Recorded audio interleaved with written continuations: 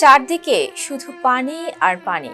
দিগন্ত জোড়া এই জলরাশির মাঝখানে যেন এক বিচ্ছিন্ন দ্বীপের মতো দাঁড়িয়ে আছে একটি গ্রাম।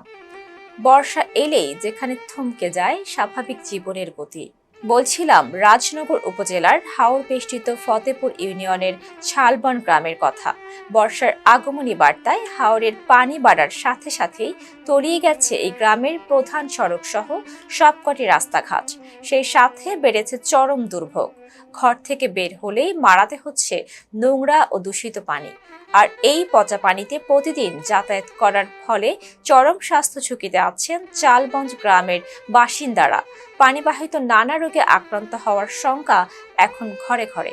জীবন অবাক না করলে কে করবে? 28% মিল্ক ফ্যাটের অবাক করার সাথে ফ্রেশ মিল্ক পাউডার। জীবন অবাক করুক প্রতিদিন। আমরা রাস্তার দিকে অনেক ভোগান্তির মাঝে আছি। রাস্তার বেশি আমরা কষ্ট যে শিক্ষার্থী স্কুল কলেজ পড়ুয়া ছাত্রছাত্রীদের যাতায়াতের জন্য অনেক কষ্ট। তারা এই এখন তো অলরেডি 3-4 মাস ধরে অলরেডি পানি রাস্তাঘাট সব বুড়াইল। আর মহিলা রোগী ডেলিভারি রোগী নিয়ে যাতায়াত করা তো অনেক কষ্ট। এর মাঝে তোমার বৃদ্ধ মানুষ, এর মাঝে আমরা বাজারও চলাফেরা অনেক কষ্ট যাতায়াতের জন্য। তবে সবচেয়ে বড় সংকটে পড়েছেন কোমলমতি শিশুরা।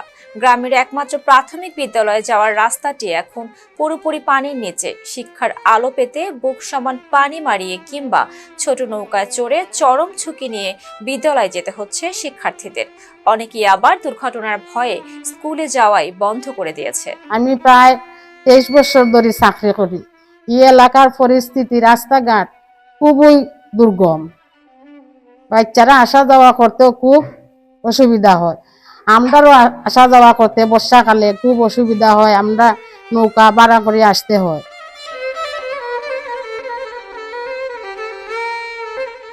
স্থানীয়দের অভিযোগ, এই চিত্র কোনো নতুন বিষয় নয়। বছরের পর বছর ধরে প্রতি বর্ষায় একই দুর্ভোগ পোহাতে হয় তাদের। স্থানীয় কোনো টেকসই উঁচু রাস্তা না থাকায় বছরের একটা বড় সময় এই গ্রামের মানুষকে প্রায় অবরুদ্ধ জীবন কাটাতে হয়। রাস্তা দিয়ে আমরা বড় কষ্ট করতাম। আপনার স্কুলও ছাত্রছাত্রী যেতে হতো না, লেখাপড়া বড় হলো না, মাস্টার নিয়েও যাইতে হতো না। এরপরে বাজারও যাইতে পারতাম না, এটা উষা জানতে পারতাম না, নৌকা চলেন না, সেই নৌকা চালাই যায়।